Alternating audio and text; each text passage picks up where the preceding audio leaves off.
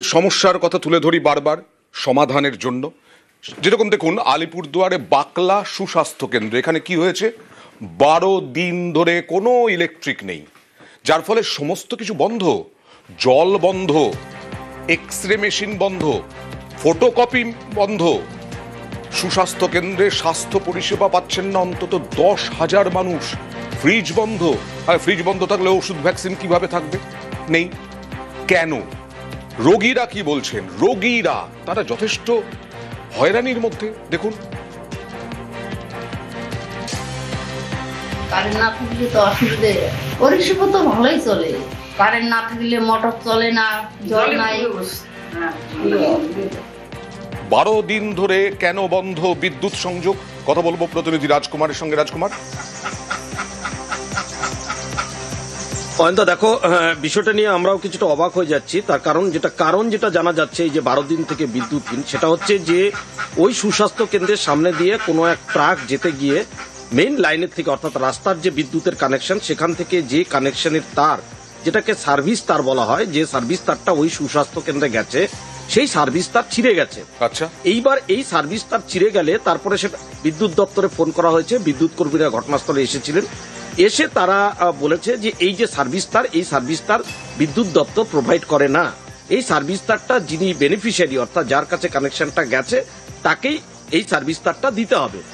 এবার সুস্বাস্থ্য কেন্দ্রের যারা কর্তা ব্যক্তি রয়েছেন, তারা বলছে আমরা তো এখানে রাজ্য সরকারের বিনে পয়সায় চিকিৎসা পরিষেবা দিই, আমাদের কাছে কোনো ফান্ড নেই, তাহলে আমরা এই সার্ভিস তার থেকে কিনে দেব।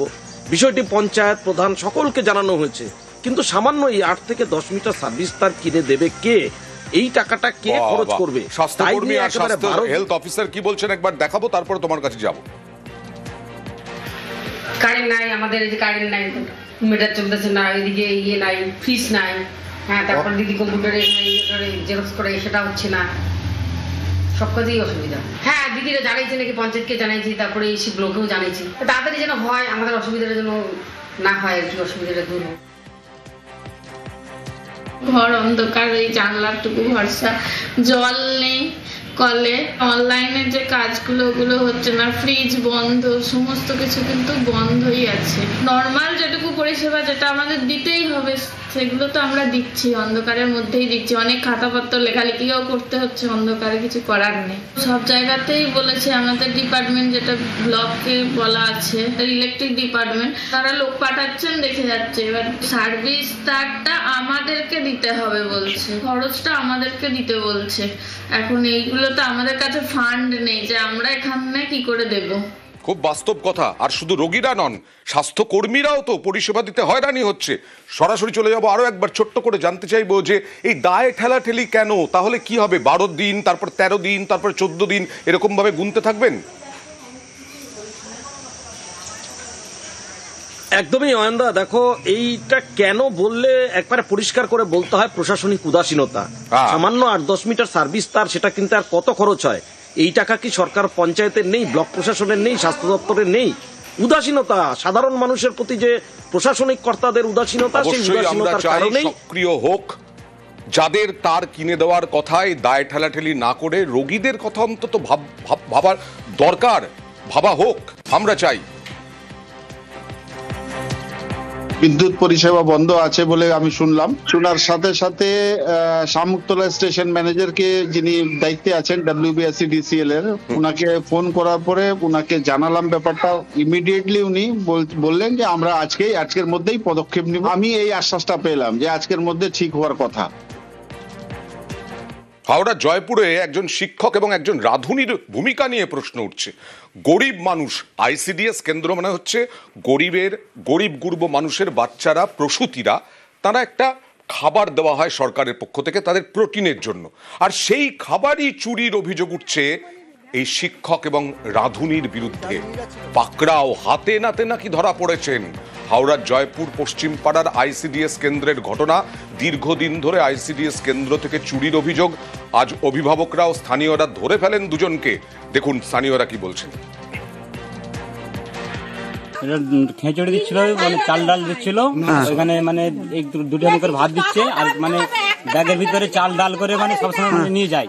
আর আজকে ধরা পড়ে গেছে, বলছে আমি নিয়ে যাই না। এটা কি বলে মেয়েরা একজন মানে ধরেছে, ধরে ওইখানে মানে মেয়েটাকে বের করেছে। তারপর আমি তখন এলাম, দেখতে বের করেছে, যারা চাল ডাল নিয়ে যাচ্ছে। কি নিয়ে যাচ্ছিল? ডাল, এই ডিম, চাল করে চাল নিয়ে যাচ্ছিল। আপনারা কি কি অভিযোগ জানাচ্ছেন? আমরা আমাদের এখান থেকে সেন্টার থেকে চাল চুরি হচ্ছে। তারা বলছেন, তারা দাবি করছেন তারা হাতে নাতে ধরে ফেলেছেন, কিন্তু অভিযোগ অস্বীকার করছেন শিক্ষিকা ও রাধুনী। তাহলে কেন ডিম বা চাল নিয়ে যাচ্ছিলেন, কোথায় নিয়ে যাচ্ছিলেন? যদি অস্বীকারই করেন, কথা বলবো প্রতিনিধি সন্তুর সঙ্গে।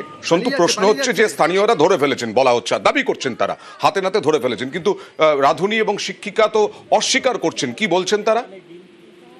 দেখো, ওই আইসিডিএস কেন্দ্র দিদিমণির যেটা অভিযোগ যে চাল রান্নার সামগ্রী তারা নিয়ে যান, কারণ অন্যান্য জিনিস অর্থাৎ মশলা, তেল এইগুলো কিনতে দিতে হয়, কারণ তাদেরকে এইগুলো কেনার জন্য সরকার পয়সা দেয় না।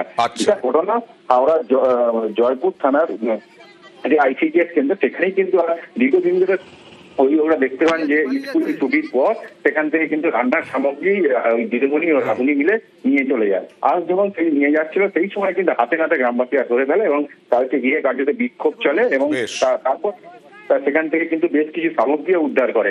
এরপরই কিন্তু তারা স্বীকার করে নেন যে হ্যাঁ তারা নিয়ে যান, কিন্তু নিয়ে যান স্কুলের সামগ্রী কেনার জন্যই নিয়ে যান। ওকে, নিশ্চয়ই দেখা যাক করে কি ধরা পড়ে। ডিম আমাদের ভাগের আমরা ডিম পাই, প্রতিদিনের ডিম আমাদের পাওনা, আমরা ডিম পাই। তা আমি প্রতিদিন নিয়ে যাই না, আমি খাই না, আমার নাদিনী খাই বলে ডিম আমি ঘরে 2টো ডিম নিয়ে যাচ্ছিলাম। আচ্ছা, চালটা যে ছিল, চালটা আমাদের হলুদের পয়সা দেয় না, কেরোসিনের দেয় না, দেশলাইয়ের পয়সা দেয় না, কিছু জ্বালানি তো 21 টাকায় রান্না হচ্ছে আমাদের বাড়িতে। আমি নিয়ে যাইনি, নিয়ে যাচ্ছেন হাতে নাতে তো ধরেছে। ওইখানে ওদের ওইখানে বাড়ি, ও নিয়ে গিয়ে ওইখানে বিক্রি করে দিয়ে সে পয়সাটা আমাকে দিলাম, বলছে তুমি হলুদ কিনবে। না, আপনি চাল বিক্রি করছেন, আপনারা তো হাতে নাতে ধরেছেন। ওই তো ওই বিক্রি করে দিয়ে বলছে এটা হলুদ কিনবে। না, আপনি নিয়ে যাচ্ছেন, ব্যাগে করে নিয়ে যাচ্ছিলেন কেন? ওই জন্য নিয়ে যাচ্ছিল এটা। শিলিগুড়িতে ফের ফুটপাত দখল মুক্ত করতে অভিযানে নামলো পুলিশ একেবারে ফুটপাত দখল মুক্ত করতে অভিযানে নামলো। শিলিগুড়ি এখন অনেক ঘিঞ্জি শহর হয়ে গেছে। কোন কোন এলাকায় এখনো পর্যন্ত এই ফুটপাত দখল মুক্ত করা, কথা বলবো প্রতিনিধি পার্থর সঙ্গে। পার্থ, শিলিগুড়ির ফুটপাত দখল হয়ে প্রথম দিকে শোনা গেল না। দেখো, তোমাকে জানিয়ে রাখছি, এরকম কিন্তু একাধিকবার দেখেছিলাম শিলিগুড়ির ফুটপাত হয়ে যাচ্ছে এবং সেই ফুটপাত করে ব্যবসা চলছে এবং পরবর্তী একাধিকবার প্রশাসন নোটিশ করার পরেও ব্যবসা না আবারও নতুন করে শিলিগুড়ি না পার্থ, তোমার কথা একদম স্পষ্ট নয়। শিলিগুড়িতে ফুটপাত দখল মুক্ত করতে ফের অভিযান, বিধান রোডে পুলিশের অভিযান। লাইনে যে বসে আছে ওটা তো ফুটপাত আছে, এখানে কেউ বলে না, খালি দোকানদারকে আসে করবে, দোকানদার ট্যাক্স দিবে, সব দিবে, তাও দোকানদারের উপরে আসে। আমরা তো কই 1 মাসের জন্য ঠান্ডার জন্য লাগাইছি, তারপর তো লাগাই না, লাগাবোই না, যে মেল আছে, কিন্তু আপনারা তো ওটাকে তো উঠাইতে পারেন না। নেট আমরা দেই নেই, নেটটা দিতে হয়েছে ওই যে উনাদের, না না ওই যে উনার জিনিসপত্র রাখতে অসুবিধা হয়, ওই জন্য উনি বললেন নেট লাগাই না, আমার মাল রাখতে হবে না, বলে কি ছোট করে থাকো, করে খাও, ব্যাস এই কথা। কি করবো আমরা, কোনো উপায় নাই। দীর্ঘদিনের পুরনো সমস্যা, ফুটপাতে কিছু মানুষ তারা দোকানদারি করে এবং তারা সংসার প্রতিপালন করে। ফুটপাতটা হচ্ছে পাবলিকের জন্য, জনগণের জন্য। প্রশাসন যদি এমন কোনো পদক্ষেপ নেয় ধারাবাহিক, যে পদক্ষেপের ফলে মানুষের অভ্যাসের পরিবর্তন হবে এবং তারা ফুটপাত ছেড়ে বিকল্প রুজি রোজগারের ব্যবস্থাও তারা নিজেরাই করে নিতে পারবে। এই ধরনের অভিযান যেন রেগুলার চলে, ধারাবাহিকভাবে চলে।